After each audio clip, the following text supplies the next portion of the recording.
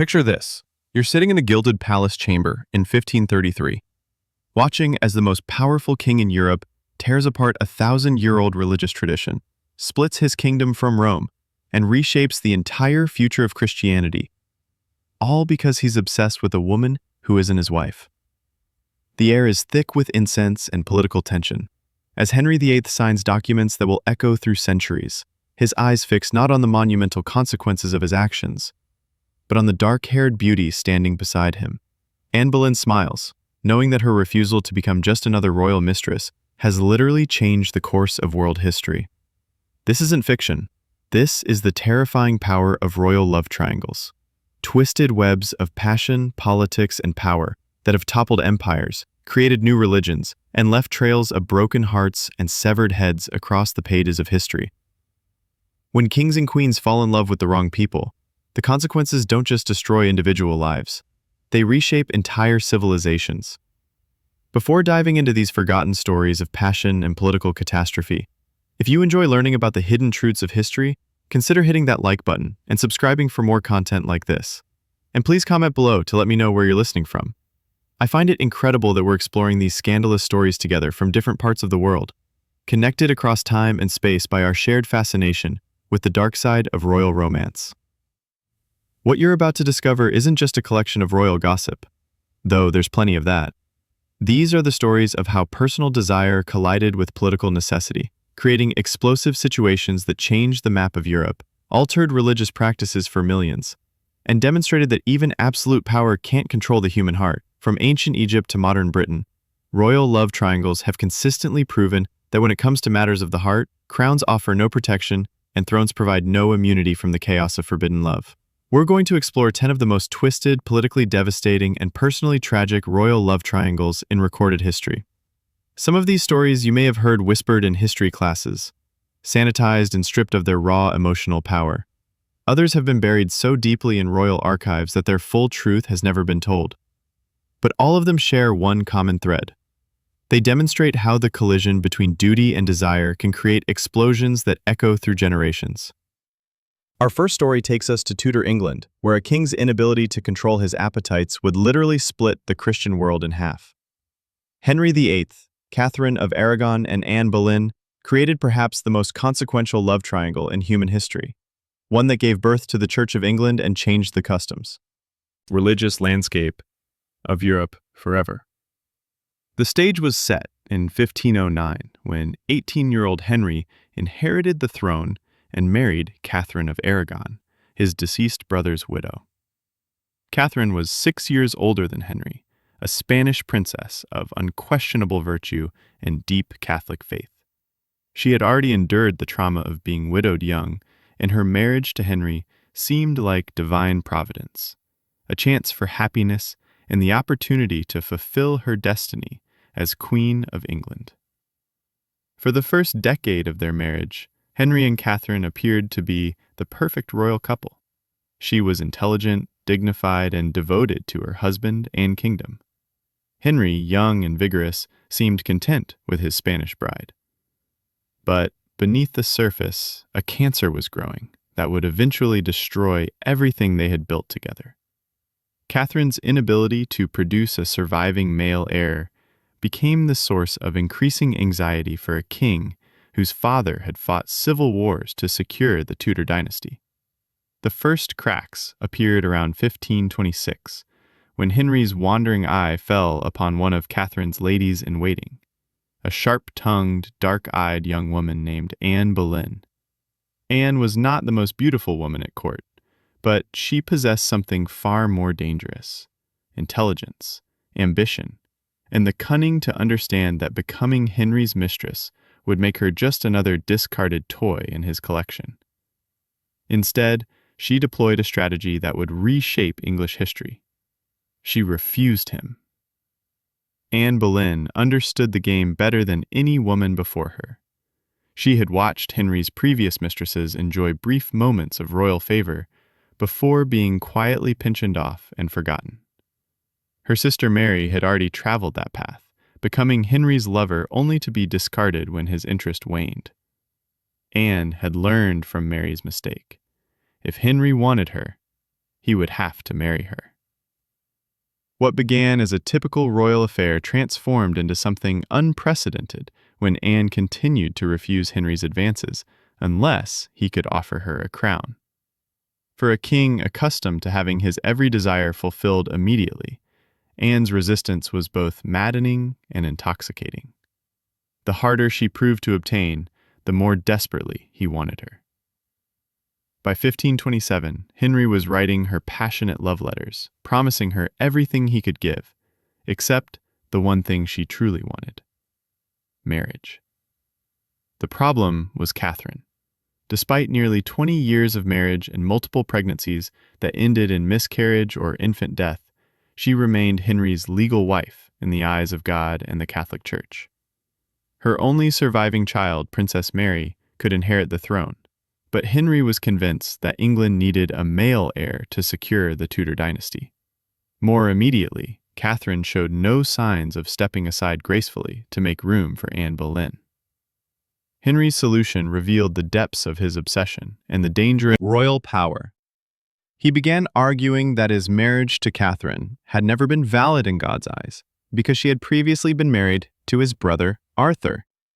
According to certain interpretations of biblical law, this made their union incestuous and cursed, which explained, Henry claimed, why their children had not survived. The argument was legally sophisticated, but morally questionable. Catherine had always maintained that her marriage to Arthur had never been consummated, making her technically still a virgin when she married Henry. She had papal dispensation for the marriage and had lived as Henry's faithful wife for nearly 2 decades. Now, suddenly, Henry was declaring that their entire life together had been sinful and invalid. Pope Clement VII found himself caught between political pressures that made any decision dangerous. Catherine's nephew was Charles V, Holy Roman Emperor and one of the most powerful men in Europe. Granting Henry's annulment would humiliate Catherine and insult Charles, potentially driving the Holy Roman Empire into alliance with France against papal interests. But refusing Henry's request risked losing England entirely to the Protestant Reformation that was already sweeping northern Europe. The Pope's hesitation proved fatal to Catholic unity. Henry, driven by his obsession with Anne Boleyn and his desperate need for a male heir, decided he could not wait for Rome's permission. In a series of revolutionary acts that would echo through centuries, he declared himself supreme head of the Church of England, effectively creating a new religion to serve his personal needs. The human cost of this political maneuvering was devastating. Catherine, who had spent her adult life serving as a faithful queen, found herself stripped of her title, separated from her daughter, and exiled to drafty, uncomfortable castles where she lived under virtual house arrest. She never accepted the annulment, signing her letters Catherine the Queen until her death in 1536. Many historians believe she was slowly poisoned, though the official cause of death was listed as heart failure. Meanwhile, Anne Boleyn discovered that achieving her ambitions brought unexpected consequences. She married Henry in a secret ceremony in 1533, already pregnant with the child who would become Elizabeth I. But her triumph was shadowed by the knowledge that half of England considered her marriage invalid and her daughter illegitimate. Worse, she now faced the same pressure that had destroyed Catherine, the desperate need to produce a male heir for a king whose patience was wearing thin. The irony of Anne's situation became apparent quickly. She had manipulated Henry by withholding her sexual favors, but marriage meant she could no longer use that weapon. She had convinced him to break with Rome by promising him sons, but her first child was a daughter. When subsequent pregnancies ended in miscarriage, Henry began to view Anne the same cold calculation he had once directed at Catherine. By 1536, just 3 years after their marriage, Henry had decided Anne was an obstacle rather than an asset. Using trumped-up charges of adultery, incest, and treason, he had her arrested and executed. The woman who had changed the course of religious history died on a scaffold in the Tower of London, her head severed by a French swordsman she had specifically requested for the task. The triangle that began with personal desire had consumed all its participants. Catherine died in exile, possibly poisoned. Anne lost her head to an executioner's sword. Henry got his Church of England and eventually his male heir through his third wife, Jane Seymour, but he also created a religious schism that would lead to centuries of conflict between Catholics and Protestants. The consequences extended far beyond personal tragedy. England's break with Rome fundamentally altered the balance of European power, setting the stage for centuries of religious warfare. The Church of England became a defining characteristic of English national identity, influencing everything from politics to literature. The precedent of royal supremacy over religious authority would shape English constitutional development for generations. Perhaps most significantly, this triangle demonstrated how personal obsession could reshape entire civilizations. Henry's inability to control his desires didn't just destroy individual lives, it changed the religious practices of millions of people and created divisions between Protestant and Catholic nations that persist to this day. Our second story transports us to ancient Alexandria, where passion and politics combined to destroy the Roman Republic and give birth to the Roman Empire. The triangle involving Cleopatra VII, Mark Antony, and Octavia represents one of history's most explosive romantic entanglements, with consequences that echoed across the ancient world. Cleopatra was the last pharaoh of Egypt, a brilliant politician who spoke 9 languages and had already used her legendary charm to seduce Julius Caesar. After Caesar's assassination in 44 BC, she found herself in a precarious position. Egypt needed Roman protection to survive, but Rome was torn apart by civil war between Caesar's heirs and his assassins. Mark Antony emerged as one of the 3 most powerful men in the Roman world, ruling the eastern provinces while his rivals Octavian and Lepidus controlled the west. Antony was a skilled general and charismatic leader, but he was also known for his appetites, for wine, for luxury, and especially for women. When he summoned Cleopatra to meet him in 41 BC, both probably expected a routine diplomatic encounter between a Roman commander and a client queen. Instead, they created one of history's most legendary love affairs. Cleopatra arrived for their meeting dressed as the goddess Venus, sailing up the river Cydnus in a golden barge with purple sails and silver oars. She reclined beneath a canopy of gold, while beautiful boys dressed as Cupids fanned her with perfumed air. The theatrical display was calculated to overwhelm Antony's senses, and it worked perfectly. Their affair began immediately, but it was never purely romantic. Cleopatra needed Roman military support to secure her throne against rival claimants. Antony needed Egypt's vast wealth to fund his campaigns against Parthia and his eventual confrontation with Octavian.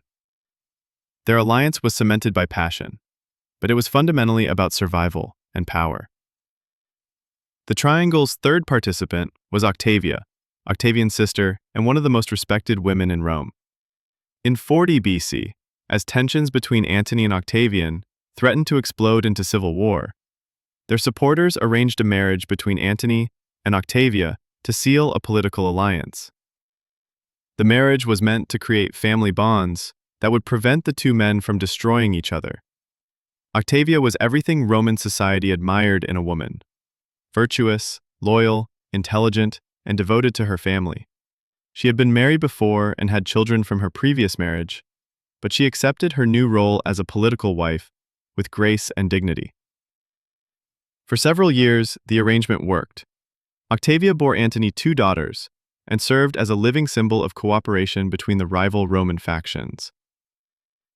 But Antony could not forget Cleopatra. In 37 BC, he returned to Egypt ostensibly for military reasons, but immediately resumed his affair with the Egyptian queen. This time, their relationship took on an even more dangerous political dimension. Antony began adopting Egyptian customs, presenting himself as a pharaoh rather than a Roman general. He declared Cleopatra's son, Caesarion, to be the legitimate heir of Julius Caesar, directly challenging Octavian's own claims to Caesar's legacy.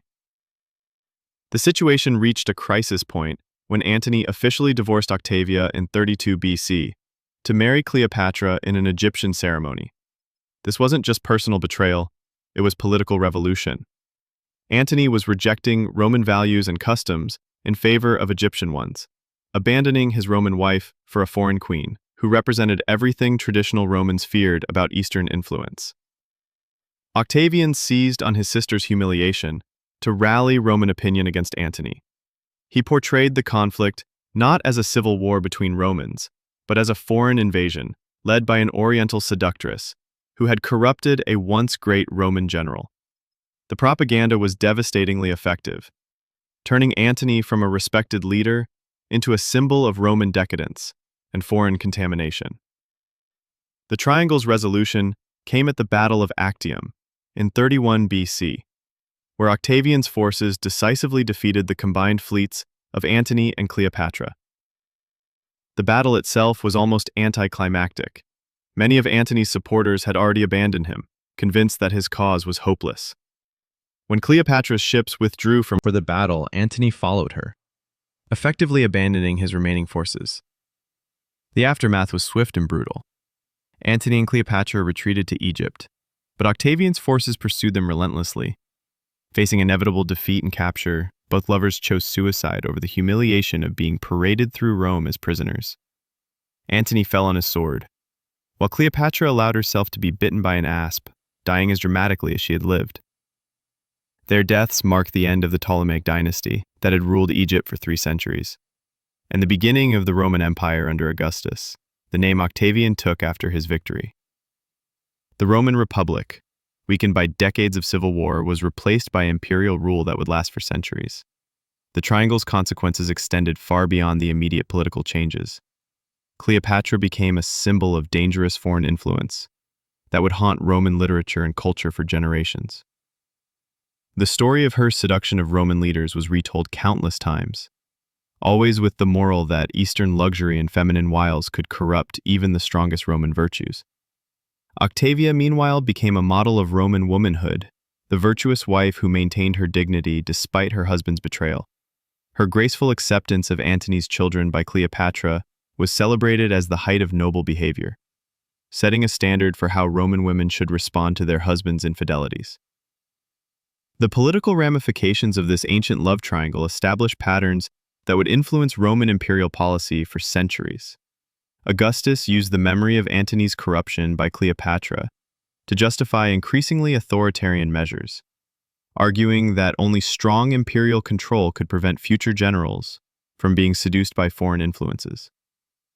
The propaganda machine that had destroyed Antony and Cleopatra became a template for how emperors would deal with political rivals, always casting domestic conflicts in terms of foreign contamination and moral decay. Our third story takes us to 18th century France, where Napoleon Bonaparte's romantic entanglements would reshape the map of Europe and demonstrate how even emperors remain vulnerable to the complications of the heart. The triangle involving Napoleon, his beloved but barren wife Josephine, and his passionate Polish mistress Marie Walewska reveals how personal desires and dynastic necessities could create impossible choices for those who held the fate of nations in their hands. Napoleon married Josephine de Beauharnais in 1796, when he was still a rising general, and she was a sophisticated widow 6 years his senior. Their relationship was marked by intense passion on his side and calculated affection on hers. Josephine had survived the terror by adapting to changing circumstances, and she recognized Napoleon's potential long before others did. For Napoleon, Josephine represented everything he admired about French aristocratic ways: culture, elegance, refinement, and social connections that could help legitimize his rapid rise to power. Their early marriage was turbulent, marked by Napoleon's jealous obsession and Josephine's casual infidelities. While Napoleon conquered Italy, Josephine entertained lovers in Paris, creating scandals that reached her husband even on distant battlefields. His letters from this period reveal a man consumed by passion and tormented by suspicion, writing desperate pleas for fidelity while simultaneously planning military campaigns that would make him master of Europe. Despite their personal dramas, Napoleon and Josephine developed a genuine partnership, that survived his transformation from general to consul to emperor. She became his emotional anchor, the one person who could calm his rages and soften his increasingly autocratic tendencies. Her social skills proved invaluable as Napoleon built his empire, helping to legitimize his court and smooth diplomatic relations with European aristocracy, who viewed him as an upstart Corsican. But their marriage carried a fatal flaw that would eventually destroy it: Josephine's inability to bear Napoleon's children. As Napoleon's power grew, so did the pressure to secure his dynasty through legitimate heirs. The man who had conquered most of Europe found himself defeated by biology, watching helplessly as his empire's future remained uncertain due to the absence of a son to inherit his throne. The situation became critical in 1807, when Napoleon met 20-year-old Countess Marie Walewska at a ball in Warsaw. Poland had been erased from the map by Prussia, Austria, and Russia, and its people desperately hoped that Napoleon might restore their independence. Marie was beautiful, intelligent, and married to a much older count who had collaborated with Poland's occupiers. When Napoleon saw her, he was immediately smitten, sending her a letter the next day that read, "I saw only you. I admired only you. I desire only you." Marie initially resisted Napoleon's advances, but the pressure from Polish patriots proved overwhelming.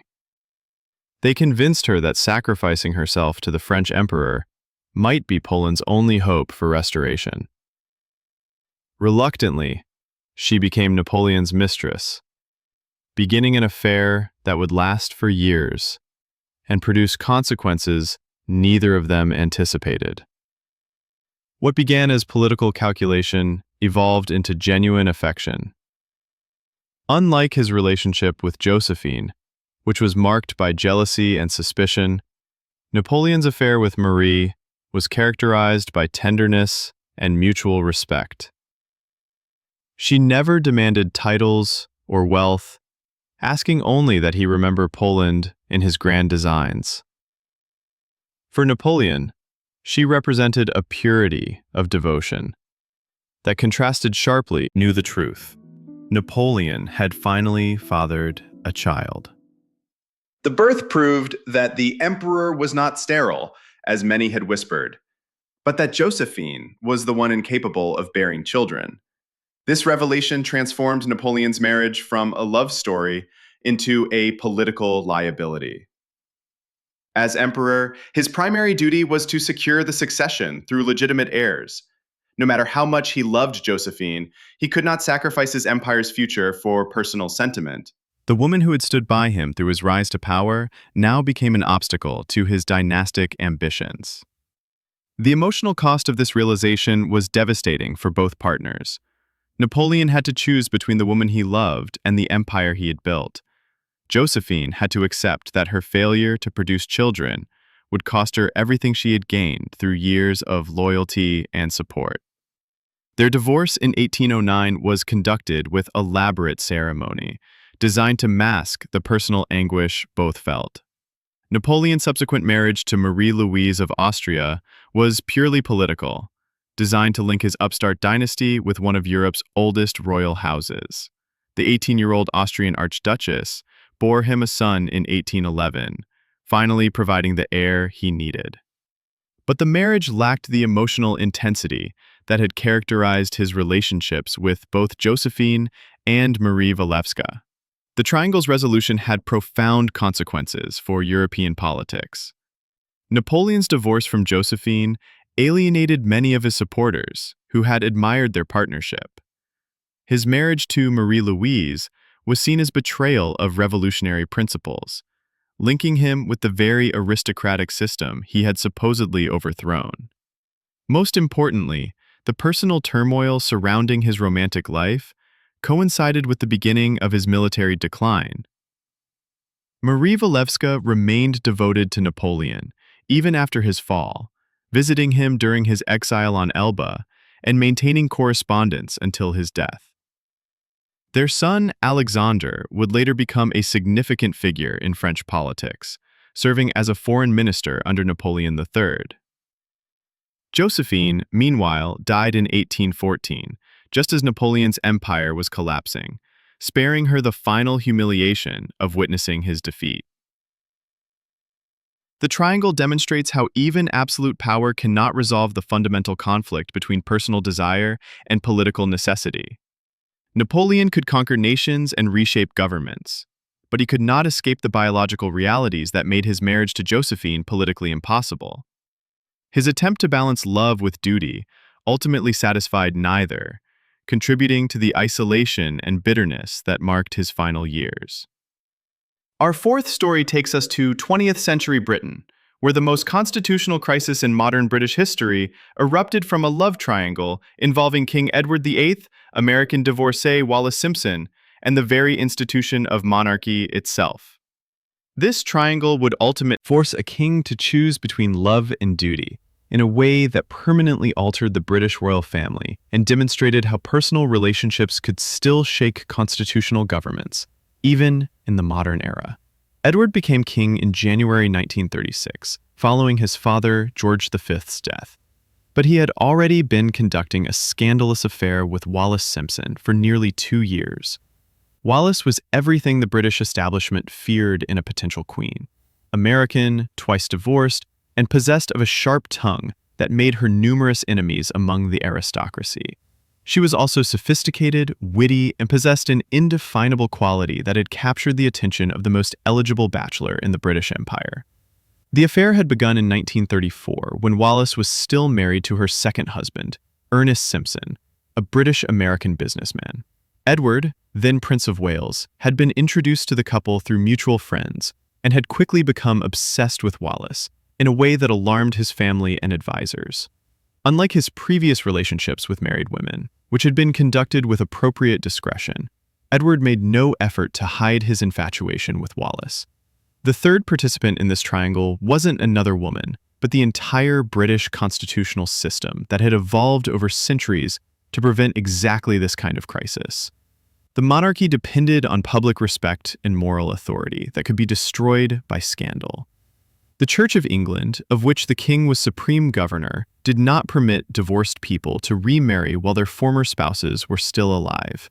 Most dangerously, the governments of Britain and the Dominions made it clear they would not accept Wallis as queen.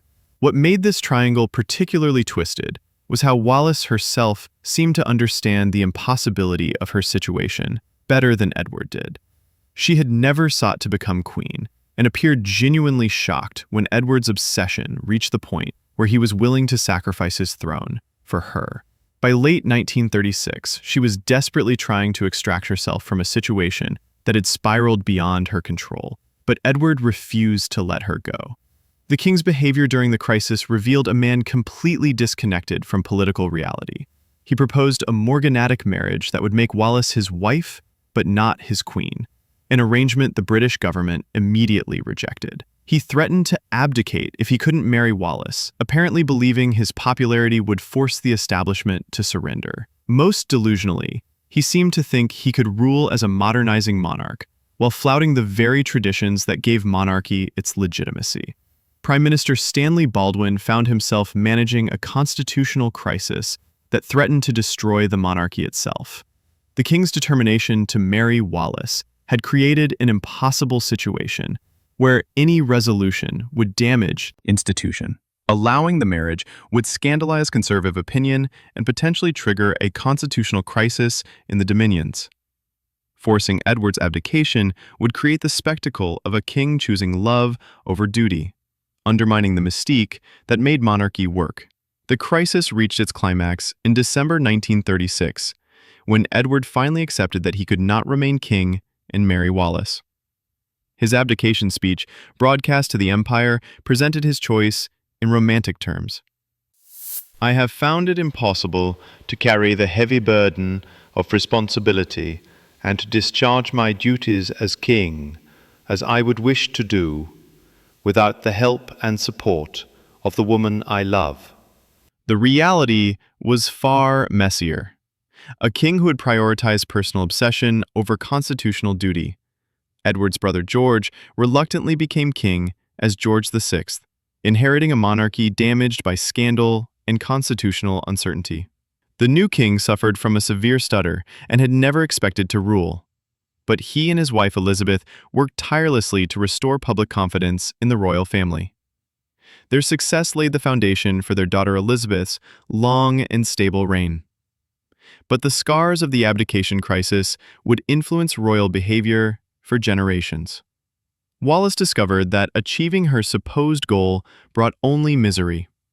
She became the Duchess of Windsor after marrying Edward in 1937. But the royal family never accepted her, and she was denied the title Her Royal Highness.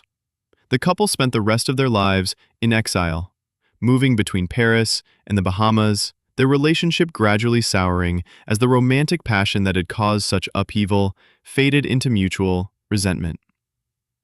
The Triangle's resolution demonstrated how constitutional monarchy had evolved to protect itself from the personal failings of individual monarchs. Edward's abdication removed a threat to the system's stability, but it also established a precedent that duty must always triumph over personal desire for those who would wear the crown. The lesson was absorbed by future generations of royals, particularly Elizabeth II, whose long reign was characterized by the complete subordination of personal preference to public duty. Our fifth story returns us to medieval England, where a princess's forbidden love created one of the most poignant royal triangles of the 20th century. Princess Margaret, Group Captain Peter Townsend, and the rigid expectations of royal duty formed a triangle that captivated public imagination while highlighting the continuing constraints faced by those born into royalty, even in the modern era. The relationship began innocently, when Peter Townsend joined the royal household as an equerry to King George VI in 1944. Townsend was a decorated Royal Air Force officer, a war hero who had distinguished himself during the Battle of Britain. He was also married with 2 young sons, making him an unlikely romantic figure for the king's younger daughter. Margaret was just 14 when they first met, and Townsend later recalled that she seemed as unremarkable as any teenage girl. Everything changed after George VI's death in 1952. Margaret, now 22, had grown into a beautiful and vivacious young woman who chafed against the restrictions of royal life. Townsend, recently divorced from his wife, found himself drawn to the princess's wit and intelligence. Their relationship developed gradually, hidden behind the formal protocols of court life. But palace staff began to notice the meaningful glances and private conversations between the war hero and the king's daughter. The triangle's third participant was once again the institution of monarchy itself, embodied by Margaret's sister, Elizabeth, who had become queen at 25 and now bore responsibility for maintaining the crown's moral authority. The Church of England's prohibition on divorce created the same obstacles that had destroyed Edward VIII's reign just 2 decades earlier. As supreme governor of the church, Elizabeth could not approve her sister's marriage to a divorced man without appearing hypocritical. The relationship became public knowledge in the most dramatic way possible during Elizabeth's coronation in June 1953. Margaret was photographed picking a piece of lint from Townsend's uniform, a gesture of intimate familiarity that revealed their secret to the world. The image caused a sensation, with newspapers immediately speculating about romance between the princess and the commoner. What followed was a 2-year period of agonizing uncertainty that demonstrated how little royal life had changed despite the supposed modernization of the monarchy. Margaret was sent on extended tours to keep her separated from Townsend, who was transferred to Brussels as heir attaché. The couple's supporters argued that the princess deserved happiness and that the church's position on divorce was outdated. Their opponents insisted that royal duty required personal sacrifice and that Margaret's marriage to a divorced commoner would damage the monarchy's reputation. The pressure on Margaret was immense and deeply personal. Unlike Edward VIII, who had been king for less than a year, Margaret had spent her entire life as a member of the royal family. Abandoning her royal status would mean losing not just her titles and income, but her identity and purpose. She would also be separated from her beloved sister, who remained bound by constitutional constraints that prevented her from supporting the marriage. The government's position, led by Prime Minister Anthony Eden, himself divorced, added another layer of irony to the situation. Eden informed Margaret that marriage to Townsend would require her to renounce her rights of succession and her civil list income. The princess would effectively be exiled from the only life she had ever known, forced to build a new existence without the support systems that had defined her world. In October 1955, Margaret made her choice, in a statement that echoed with resignation and duty. I would like it to be known that I have decided not to marry Group Captain Peter Townsend, mindful of the Church's teaching that Christian marriage is indissoluble, and conscious of my duty to the Commonwealth. I have resolved to put these considerations before any others. The carefully crafted words masked the personal anguish of a woman sacrificing love for an institution that demanded everything, while offering little in return. The triangle's resolution left Margaret forever changed. Her subsequent marriage to photographer Anthony Armstrong Jones in 1960 was widely seen as a rebound relationship that never achieved the emotional intensity of her love for Townsend. She became increasingly rebellious and bitter, her later life marked by failed relationships, public scandals, and a growing reputation for difficult behavior that reflected her frustration with the constraints of royal life. Townsend, meanwhile, married a young Belgian woman who bore him 2 children. He and Margaret met only once more, at a palace luncheon in 1992, where Margaret reportedly observed that apart from his gray hair, he remained exactly as she remembered. The brief encounter highlighted the enduring power of their connection and the tragedy of what might have been. The triangle demonstrated how the lessons of the abdication crisis had reshaped royal expectations. Where Edward VIII had chosen love over duty with catastrophic consequences, Margaret chose duty over love with equally devastating personal results. Her sacrifice reinforced the monarchy's moral authority, but at the cost of her own happiness, establishing a pattern of personal subordination to institutional needs that would define royal behavior for generations. Our 6th story takes us to an even more bizarre and twisted arrangement that defied conventional understanding of royal marriage altogether. Prince Arthur, Duke of Connaught's extraordinary relationship with his wife, Princess Louise Margaret of Prussia, and his long-term mistress Lady Leonie Leslie, created one of the most unusual romantic triangles in British royal history. One where the wife not only tolerated her husband's affair, but actively facilitated it in ways that scandalized even the sophisticated Victorian court. Arthur was Queen Victoria's 3rd son, a professional soldier who had spent years serving in India and other outposts of the British Empire. His marriage to Princess Louise Margaret of Prussia in 1879 had been arranged for political reasons, linking the British royal family with German royalty in the complex web of alliances that characterized European diplomacy. The marriage appeared successful from the outside. Louise was an accomplished woman who bore Arthur 3 children and supported his military career with appropriate dignity. The triangle's origins lay in Arthur's meeting with Lady Leonie Leslie, One of the famous Jerome sisters, whose family had already made their mark on British society. Leonie's sister Jenny had married Lord Randolph Churchill and become the mother of Winston Churchill, establishing the family's position in the highest circles of British society. Leonie herself was married to Sir John Leslie, a wealthy Irish landowner, but her marriage was more social convenience than passionate romance. What made this triangle particularly twisted was how it evolved beyond simple adultery into a complex emotional arrangement involving all 3 parties. Arthur's affair with Leonie began conventionally enough, but his wife Louise gradually became not just aware of the relationship, but actively supportive of it. Rather than viewing Leonie as a threat to her marriage, Louise began to see her as an essential component of her husband's happiness and, by extension, her own security. The arrangement reached its most brazen expression when Arthur was appointed to represent Britain at the Delhi Durbar in India. Rather than leaving his mistress behind, he solved the problem of separation by appointing Leonie as his wife's lady-in-waiting and her husband Jack Leslie as his aide-de-camp. The entire Leslie family accompanied the Duke and Duchess to India, creating a ménage à trois that operated under the thin veneer of official protocol. The journey to India revealed the full extent of this bizarre arrangement. Arthur made no effort to hide his relationship with Leonie, conducting their affair openly while his wife maintained the fiction that nothing unusual was happening. Leonie would slip into Arthur's cabin at night while Louise slept in the adjacent room, their intimacy protected by the conspiracy of silence that had developed among all parties. What made the situation even more surreal was how Louise had convinced herself that facilitating her husband's affair was actually preserving her marriage. She reasoned that Arthur's happiness with Leonie made him a more contented husband and father, and that opposing the relationship would only drive him away completely.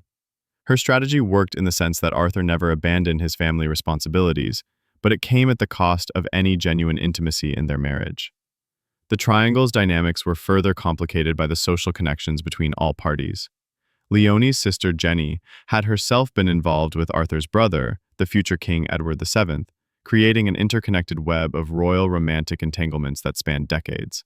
When Edward teased Arthur about traveling with 2 strings to his bow, Arthur shot back that those who lived in glass houses shouldn't throw stones, a reference to the king's own numerous affairs. King Edward's amusement at the situation revealed how normalized such arrangements had become within royal circles. The Victorian era's public morality coexisted with private behavior that would have scandalized the very people who preached about family values and Christian virtue. the royal family's ability to maintain public respectability while conducting private lives of considerable complexity demonstrated the power of social conventions to obscure uncomfortable truths. The arrangement continued for decades, surviving Arthur's various military postings and social changes that might have disrupted less institutionalized relationships. Leonie became almost a second wife to Arthur, accompanying him on official duties and maintaining correspondence that revealed genuine emotional intimacy. Louise continued to play her role as the understanding wife, her dignity intact but her emotional life sacrificed to the maintenance of social appearances. The triangle's most revealing moment came after Louise's death in 1917. With his wife gone, Arthur was finally free to marry Leonie if he chose. But instead, he began pursuing other women. His behavior revealed that the arrangement had been as much about having his cake and eating it too, as it had been about genuine love for either woman. Leonie discovered that her decades of devotion had been based on the fantasy that Arthur would choose her if circumstances permitted, when in reality, he had simply enjoyed the convenience of having both women available to serve his needs. The triangle's ultimate resolution exposed the hollow nature of these elaborate emotional arrangements. Arthur spent his final years in the south of France, conducting affairs with a series of women, including American heiress Rhoda Doubleday and Canadian socialite Ethel McGibbon. When he confessed to Leonie that he wanted to marry McGibbon, her jealous reaction revealed that, despite decades of sharing him with his wife, she had never truly accepted the fundamental inequality of their relationship. Leonie's pain in Arthur's final years highlighted the tragic delusion that had sustained the triangle for so long. She had convinced herself that their love was pure and eternal, transcending the messy realities of marriage and social convention. But Arthur's behavior after Louise's death proved that he had never seen either woman as irreplaceable.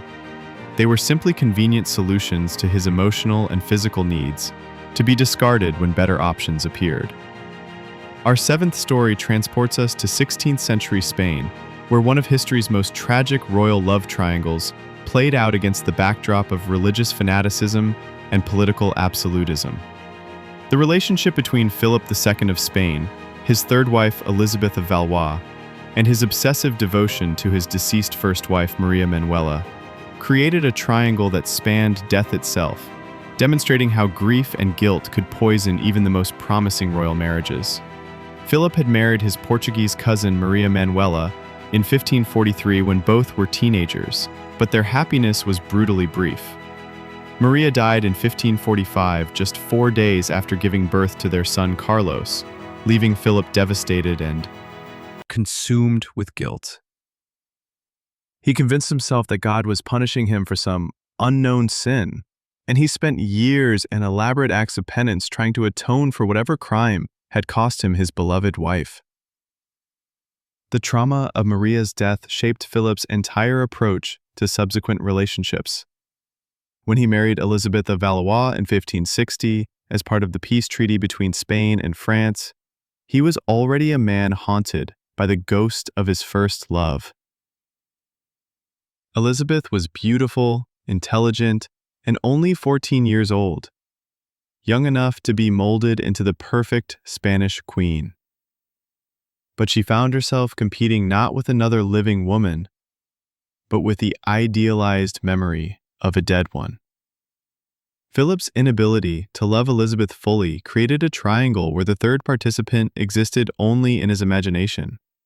He had transformed Maria Manuela from a real woman who had lived and died into a perfect saint whose memory contaminated every subsequent relationship. Elizabeth could never compete with this idealized vision because real women have flaws and moods and needs that saints do not.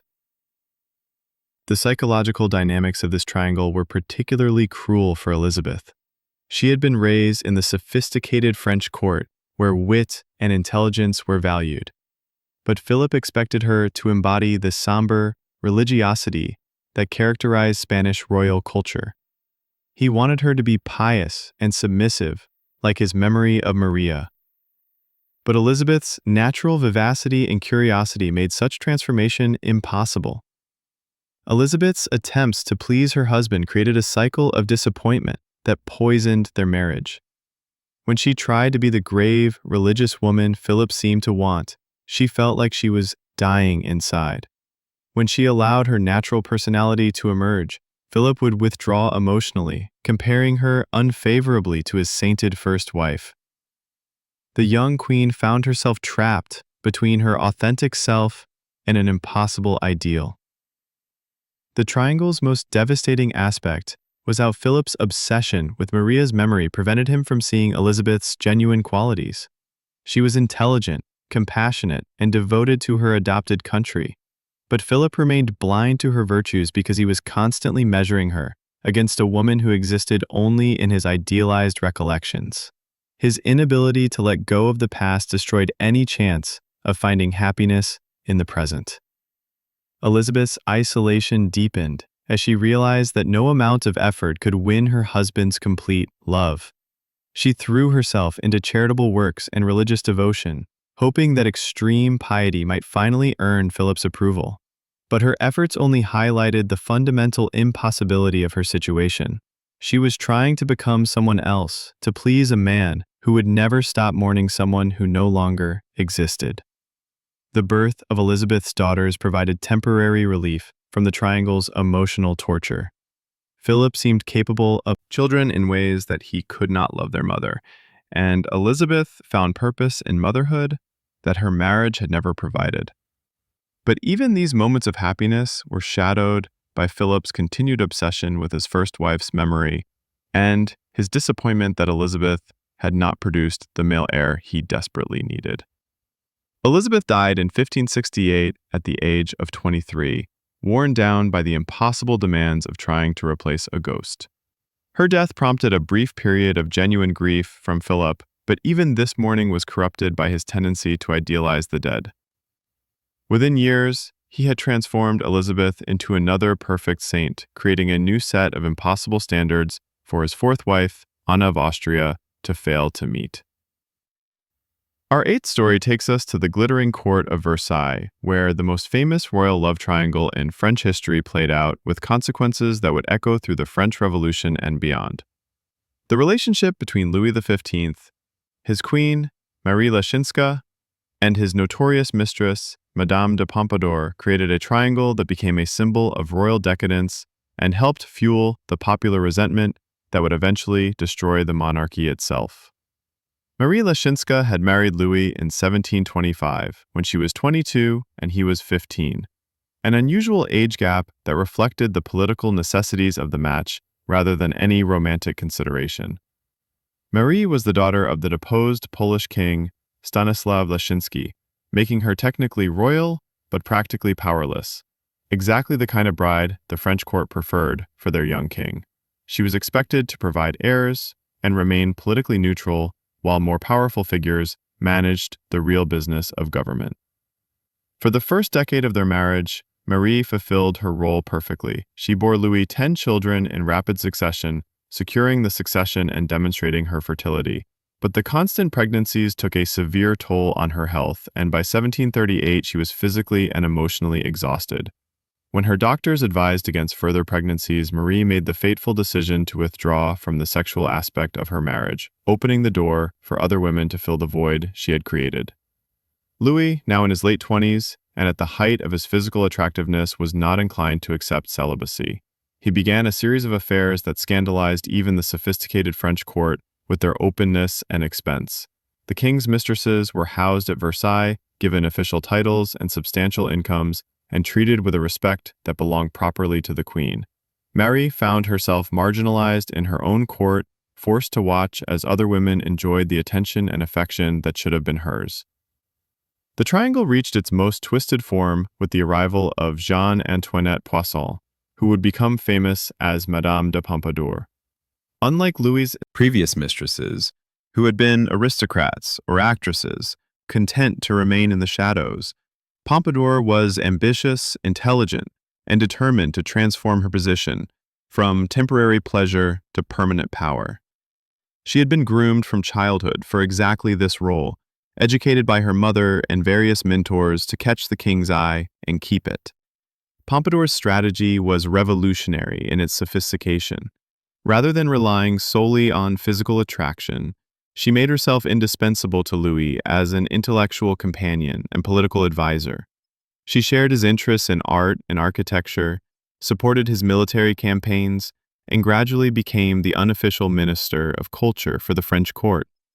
Her influence extended far beyond the bedroom to encompass foreign policy, court appointments, and even religious matters. The queen found herself competing not just with a mistress, but with a woman who had effectively assumed many of the roles that should have belonged to her. Pompadour presided over court entertainments, influenced artistic patronage, and advised the king on matters of state. She had transformed the traditional role of royal mistress from sexual convenience to political partnership, leaving Marie with little to do except maintain her dignity and pray for her rival's downfall. What made this triangle particularly painful for Marie was Pompadour's obvious intelligence and capability.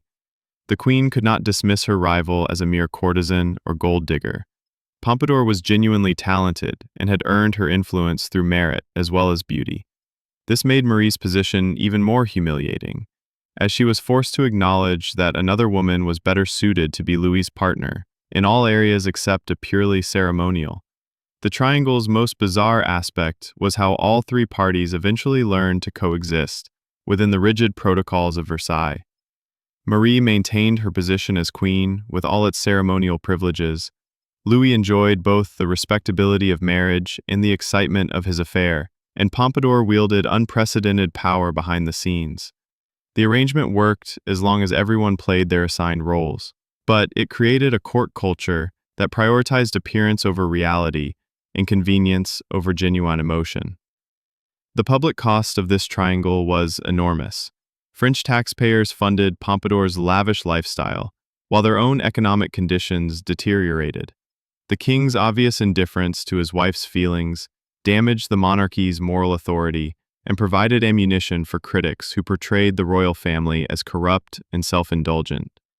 The triangle became a symbol of everything wrong with absolute monarchy: its waste, its immorality, and its disconnection from the people's needs. Our ninth story brings us to 19th century Germany, where one of the most politically dangerous royal love triangles in European history nearly triggered a war between Prussia and Austria. The relationship between Crown Prince Rudolf of Austria, his wife Princess Stephanie of Belgium, and his Czech mistress Baroness Mary Vetsera created a triangle that ended in murder and suicide at the hunting lodge of Mayerling, shocking Europe and contributing to the instability that would eventually lead to World War I. Rudolf was the only son of Emperor Franz Joseph and Empress Elizabeth, heir to the vast Austro-Hungarian Empire that stretched from the Alps to the Carpathians. But by the 1880s, the empire was under increasing pressure from nationalist movements, economic challenges, and the rising power of Germany. Rudolf had grown up understanding that his future reign would require navigating these treacherous waters while maintaining Austria-Hungary's position as a great power. His marriage to Princess Stephanie of Belgium in 1881 was arranged to strengthen Austria's diplomatic position, but it proved a disaster from the beginning. Stephanie was intelligent and well-educated, but she and Rudolf shared no common interests or emotional connection. Worse, their political views were fundamentally incompatible. Rudolf was liberal and sympathetic to Hungarian nationalism, while Stephanie supported conservative Austrian centralization. The couple's incompatibility extended to their private life, where Rudolf's demands for sexual experimentation shocked his conventional wife. Contemporary accounts suggest that Rudolf had been infected with syphilis during his student years, a condition that was slowly affecting his mental stability and making him increasingly unpredictable. Stephanie found her husband's behavior both frightening and repulsive, leading to a complete breakdown in their intimate relationship. Rudolf's descent into depression and reckless behavior accelerated after the birth of their daughter Elizabeth in 1883. The child's gender disappointed him because it meant the Habsburg dynasty would eventually pass to his cousin Franz Ferdinand, whose political views Rudolf despised.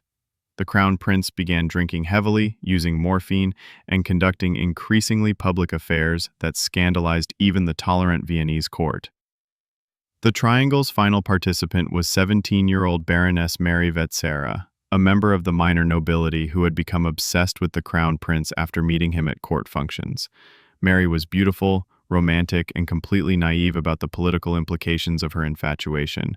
She pursued Rudolf with a determination that flattered his ego while alarming those who understood the dangers of their relationship.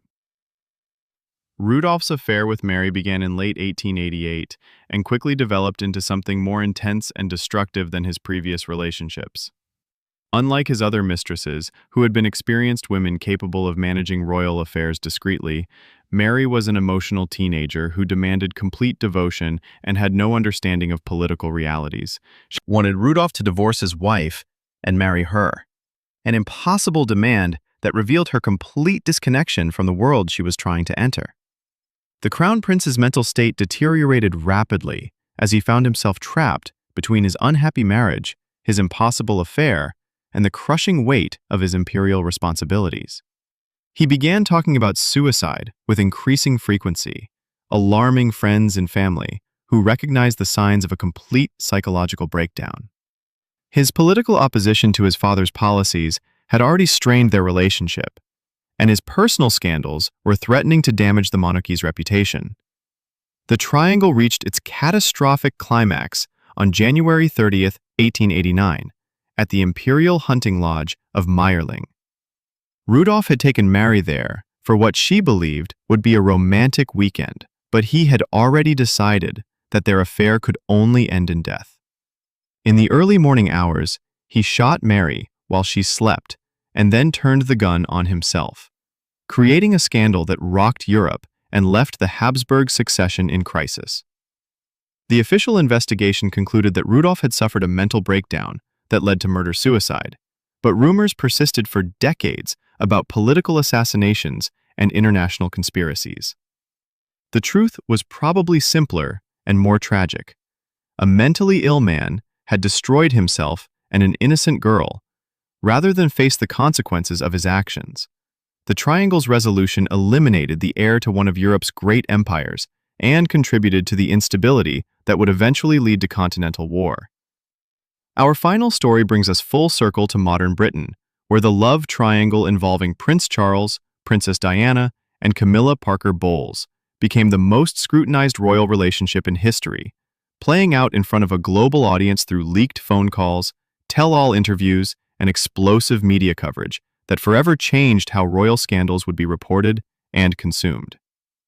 The triangle's origins predated Charles's marriage to Diana by several years. Charles had met Camilla Shand in the early 1970s when both were young and single, and they had conducted an intense affair that might have led to marriage if not for royal protocol that required the heir to the throne to marry a virgin bride.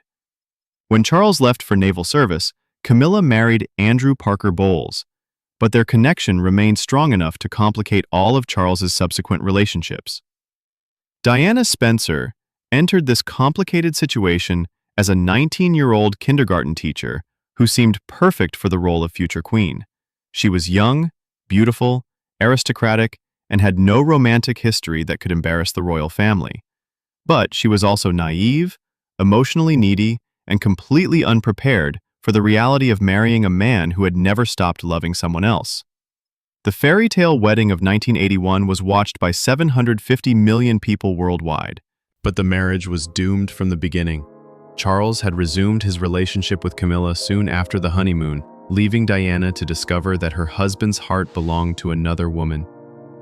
The young princess found herself trapped in a loveless marriage with a man who made no effort to hide his preference for his mistress.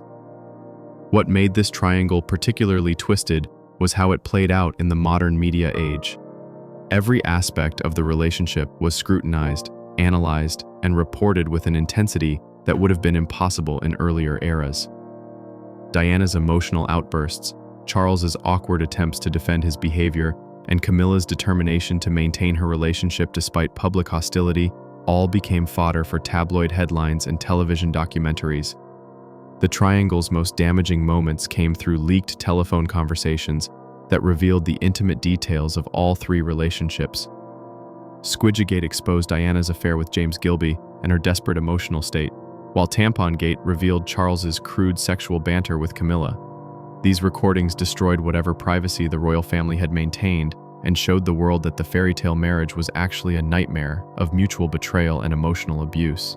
Diana's famous statement that, "There were 3 of us in this marriage, so it was a bit crowded," became the defining summary of the triangle's dynamics. She had tried to compete with Camilla for Charles's affection, but gradually realized that she was fighting a battle that had been lost before it began.